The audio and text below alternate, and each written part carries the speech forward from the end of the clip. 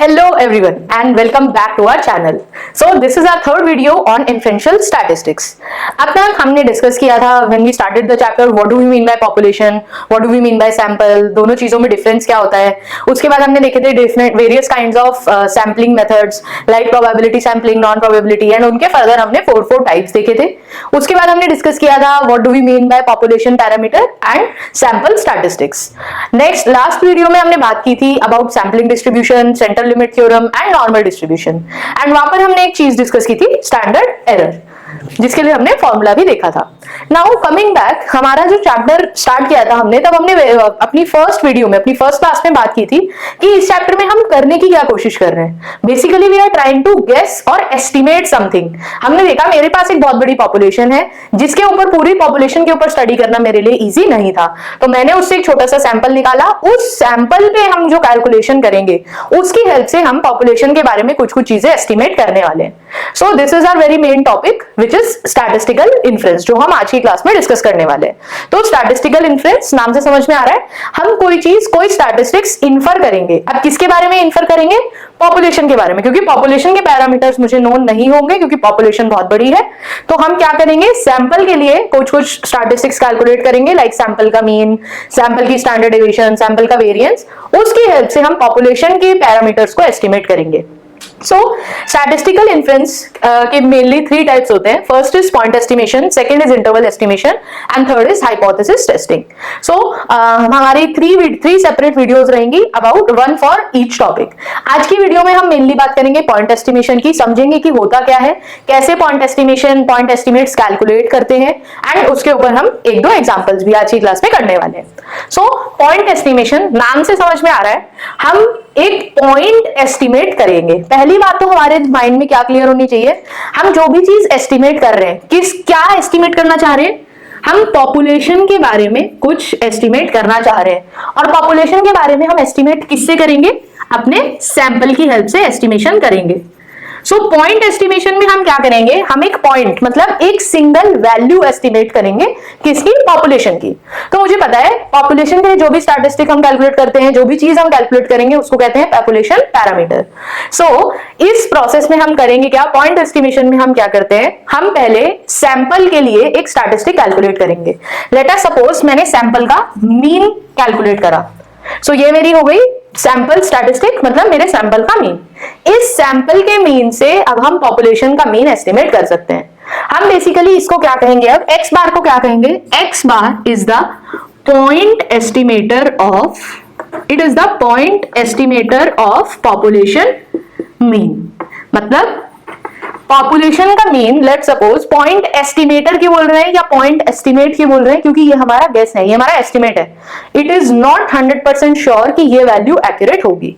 Let us suppose अगर कोई population है, although most of the times हमें पॉपुलेशन के पैरामीटर्स नहीं पता होंगे, बट एक एग्जांपल से समझते हैं. जैसे फॉर एग्जांपल अगर पॉपुलेशन का मीन 100 है और मैंने कुछ सैंपल लिया और सैंपल का मीन आया 99, तो हम ये बोलेंगे कि अगर इसको एक्स बार की वैल्यू हो गई 99 और म्यू की वैल्यू हो गई 100, तो हम क्या बोल रहे हैं कि X bar is the estimator, is the point estimator of population mean या point estimate of population mean. इसका एक पॉइंट अंदाजा है कि म्यू की वैल्यू शायद 99 होनी चाहिए. ठीक है. अब इस प्रोसेस का ड्रॉबैक क्या होगा इस पर्टिकुलर एस्टिमेशन मेथड का, कि यहाँ पे हम देख रहे हैं हम एक सिंगल वैल्यू के ऊपर रिलाई कर रहे हैं जो सैंपल से आ रही है. मतलब हम क्योंकि एस्टिमेट कर रहे हैं तो अंदाजा हम हमेशा एक रेंज के बीच में अगर अंदाजा लगाएंगे तो वो ज्यादा बेटर रहेगा. क्यों?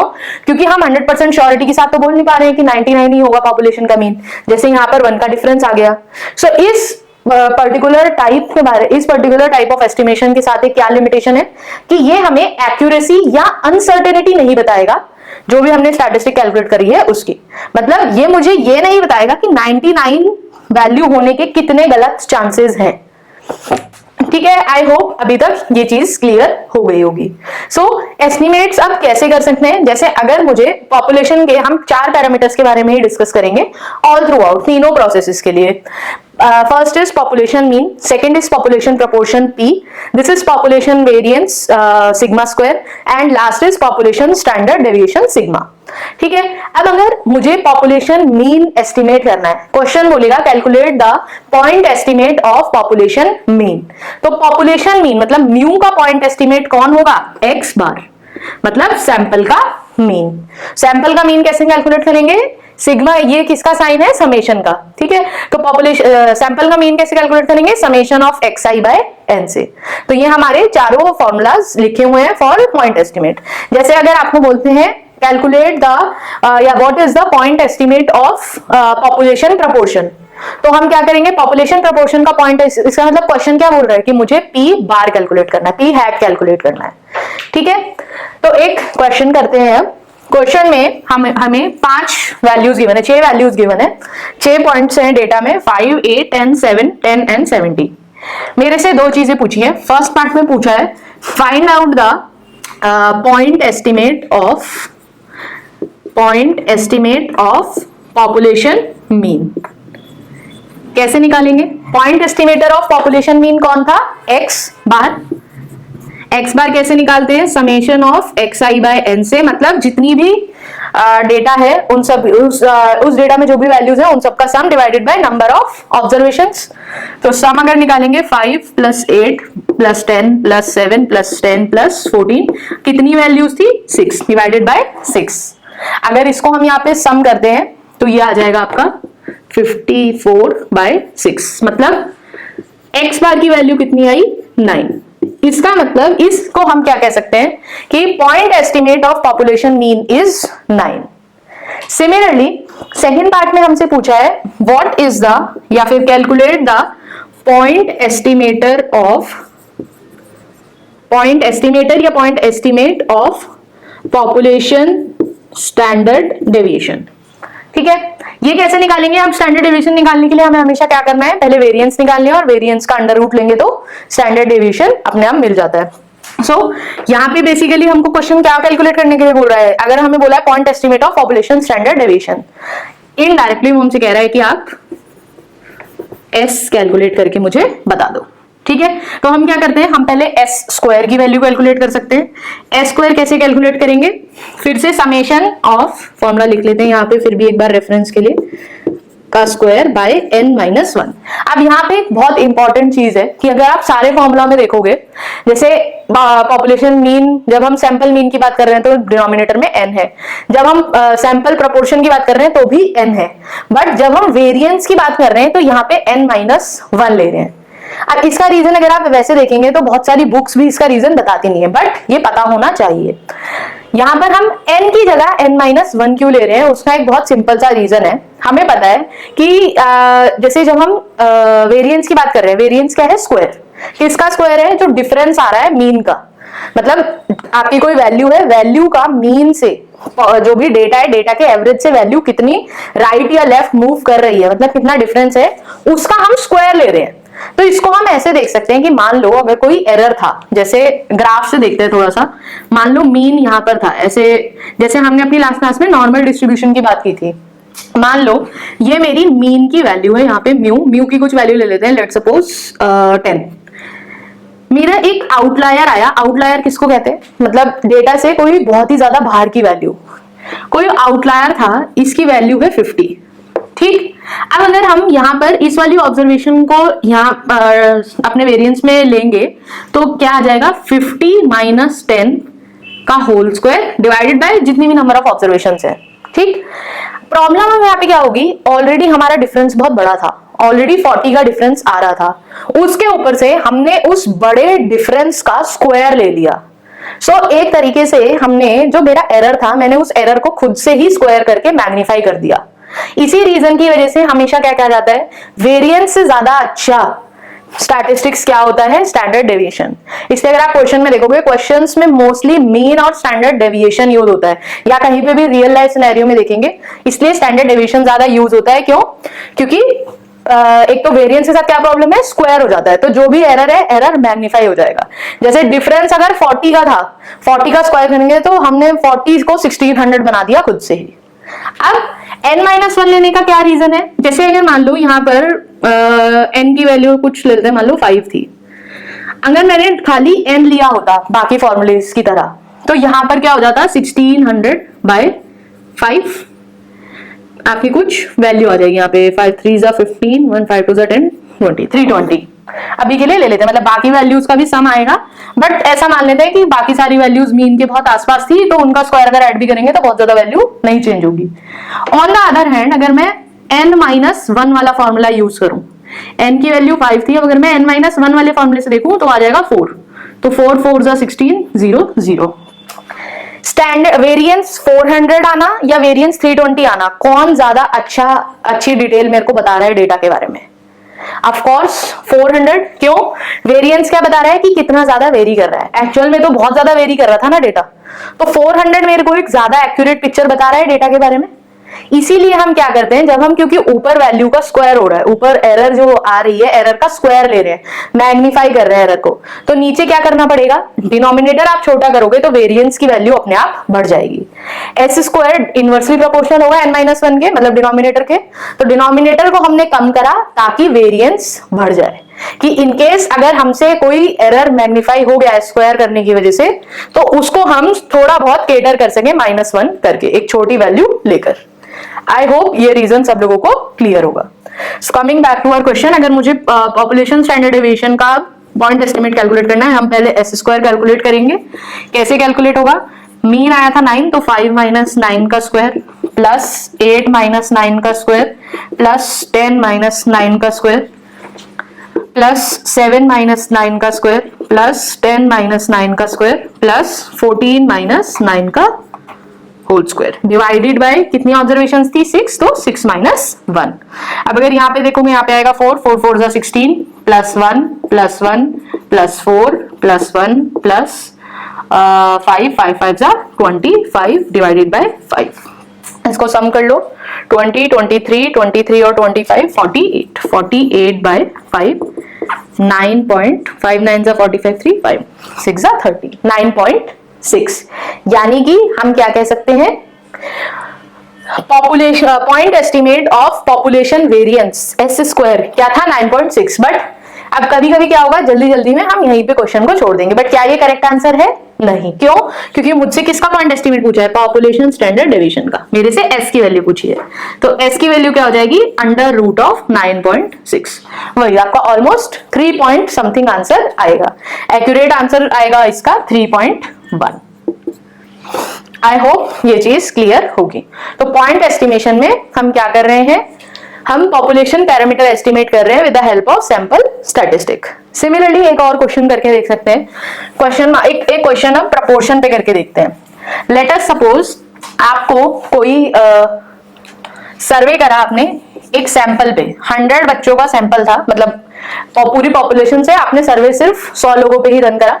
100 में से 80 लोगों ने बोला, वोट करा यस।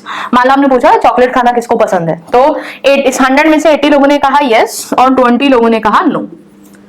अब आपसे पूछा है क्वेश्चन में, what is the point estimate of population proportion of people saying yes. ठीक है, तो अब प्रपोर्शन नाम से समझ में आ रहा है हम क्या देखना चाहते हैं कि टोटल में से, आउट ऑफ टोटल कितना प्रपोर्शन, मतलब ऑलमोस्ट जैसे कितना परसेंटेज हम जैसे निकालते थे, टोटल में से कितना प्रपोर्शन पॉपुलेशन को या कितने प्रपोर्शन सैंपल को खाना चॉकलेट पसंद है। तो point estimate of population proportion मतलब मुझसे क्या पूछा है, पी हैट का फॉर्मूला क्या है, x/n। तो हमसे यहाँ पे क्या पूछा है, population proportion of people saying yes. कितने लोगों ने बोला था टोटल? 80। और लो कितने थे टोटल? 100। n हर जगह क्या है, यहाँ पे सारे फॉर्मूले में लिख सकते हो अगर लिखना चाहो। n is our sample size, जो भी टोटल सैंपल का साइज होगा। ठीक है, 80/100 मतलब ये आ गया आपका 0.8। सिमिलरली दूसरा क्वेश्चन कर सकता था, find out the point estimate of population proportion of people saying no. Same formula x/n। अब नो कितने लोगों ने बोला था? 20 लोगों ने आउट ऑफ 100। आपसे एक और सिनेरियो हो सकता है, जैसे अगर आप बुक में देखेंगे तो एक एग्जांपल है, वहां पर बोल रहे हैं कि 100, वहां पे एक और तीसरा सिनेरियो भी है कि कुछ लोगों ने वोट ही नहीं करा। जैसे इसी क्वेश्चन से एक और क्वेश्चन बना सकते हैं कि 100 लोग थे, 100 में से 70 ने बोला यस, 20 ने बोला नो और 10 लोगों ने वोट ही नहीं करा, ब्लैंक छोड़ दिया। तो यहां पर आपका क्या पूछ सकते हैं, तीसरा question, point estimate of population proportion of people not voting या not answering to the question. ऐसे करके पॉपुलेशन प्रोपोर्शन का एस्टिमेट भी निकाल सकते हैं। अब बात आती है, जैसे अगर हम वापस अपने टॉपिक पे स्टैटिस्टिकल इन्फ्रेंस, हमें क्योंकि इन्फर करना है, तो ये तीनों टॉपिक हम पहले नंबर पे पॉइंट एस्टिमेशन को क्यों पढ़ रहे हैं, क्योंकि एक चेन है, मतलब कनेक्टेड है सारी चीजें आपस में एक दूसरे के साथ। ये जानना क्यों जरूरी है, ताकि हमारे दिमाग में अगर एक मैप बनेगा चीजों का कि हम कैसे उनको पढ़ रहे हैं, तो हमें रटना नहीं पड़ेगा, हमें चीजें खुद से याद रहेंगी। तो पॉइंट एस्टिमेशन में हमने क्या समझा, हम एक पॉइंट से, मतलब एक सिंगल वैल्यू से, पॉइंट किसको डिनोट करा है, एक सिंगल वैल्यू को, हम एक सिंगल वैल्यू की हेल्प से पॉपुलेशन के बारे में कुछ एस्टिमेट कर रहे हैं। अब इस प्रोसेस में हमने एक प्रॉब्लम देखी, क्या कि मुझे एक्यूरेसी नहीं पता। मैंने बोला पॉपुलेशन का मीन एक्चुअल में 100 था, बट सैंपल से अगर मैंने कैलकुलेट करा आंसर आया 99। तो मैंने तो ये 99 निकाल करके बोल दिया कि ये मेरे पॉपुलेशन मीन का एस्टिमेट है, अच्छा एस्टिमेट है। बट ये प्रोसेस, ये जो पूरा पॉइंट एस्टिमेशन का फंडा है, इसके अंदर क्या लिमिटेशन है कि मुझे एक्यूरेसी या अनसर्टेनिटी नहीं पता लगेगी।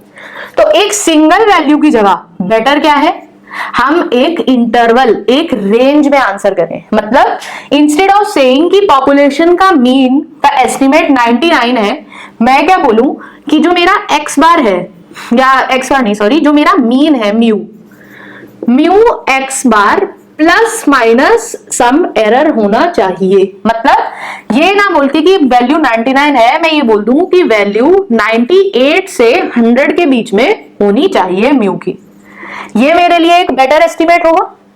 क्यों? क्योंकि मुझे एक रेंज मिल गई, और इस रेंज के अंदर फिर हम एक और चीज बताते हैं जो होता है कॉन्फिडेंस। हम क्या बताते हैं कि 98 से 100 के बीच में म्यू की वैल्यू लाई करने के लिए हम 95 या 99% कॉन्फिडेंट हैं। सो इंटरवल एस्टिमेशन हमें क्या कर रहा है, ये जो हमारी लिमिटेशन थी पॉइंट एस्टिमेशन में, उसको ओवरकम कर रहा है। ओवरकम कैसे कर रहा है, एक इंटरवल में आंसर करके। मान लो आपने ऐसे बोल दिया कि ए म्यू बी, कि जो पॉपुलेशन का मीन है वो ए से बड़ा होना चाहिए और बी से छोटा होना चाहिए, मतलब ए और बी के बीच में कहीं पर लाई करना चाहिए उसको। जैसे अगर ये एग्जांपल ले तो मैंने बोल दिया 98 से 100 के बीच में मीन की वैल्यू को लाई करना चाहिए। कैसे निकाल रहे हैं हम ये वैल्यू, जो सैंपल स्टैटिस्टिक आया उसके अंदर प्लस माइनस करेंगे कुछ एरर। मतलब हम ये देखेंगे, जैसे अगर हम नंबर लाइन से हेल्प लें, एक्स बार ये था, इधर थोड़ा सा एरर और इस साइड थोड़ा सा एरर लेकर मेरे पास एक इंटरवल आया, और मैंने बोला instead of one single point, मैंने बोला इस रेंज में कहीं वैल्यू लाई करनी चाहिए। तो इंस्टेड ऑफ सेइंग कि ये एक पर्टिकुलर पॉइंट एक्स बार, मैंने बोला कि ए से बी ये जो रेंज है इसके अंदर मेरी वैल्यू कहीं पर लाई करनी चाहिए। और इस रेंज के अंदर मैंने साथ साथ अपना कॉन्फिडेंस भी मेंशन कर दिया कि मैं 95% कॉन्फिडेंट हूं या 99% कॉन्फिडेंट हूं कि इस रेंज में वैल्यू लाई करेगी। सो ये हमारा एक बेटर एस्टिमेट हो जाएगा। And instead of calculating the whole thing, तीसरे प्रोसेस में हम क्या कर रहे हैं, हाइपोथेसिस टेस्टिंग। मतलब हम अपनी एक हाइपोथेसिस को, एक एजम्पशन को टेस्ट कर रहे होंगे instead of calculating everything from scratch. कि ये मेरी एजम्पशन है कि मान लो मेरी एजम्पशन है कि मीन 100 होना चाहिए, तो ये एजम्पशन को हम टेस्ट करेंगे फिर कि मीन 100 होना चाहिए, ये एजम्पशन करेक्ट है या इनकरेक्ट है। अब हाइपोथेसिस टेस्टिंग करने के भी कुछ स्टेप्स होते हैं, एक प्रोसेस होता है, तो वो हम ये दोनों चीज़ें अब हम सेपरेट वीडियो में कवर करेंगे। नेक्स्ट वीडियो हमारी होगी about interval estimation. So if you are liking the video and understanding the concepts clearly, please like, share and subscribe to our channel. To access the complete notes of this chapter, you need to fill a Google form in the description and you will get free access to the notes, formula sheet and practice sheet of this chapter. Thank you so much.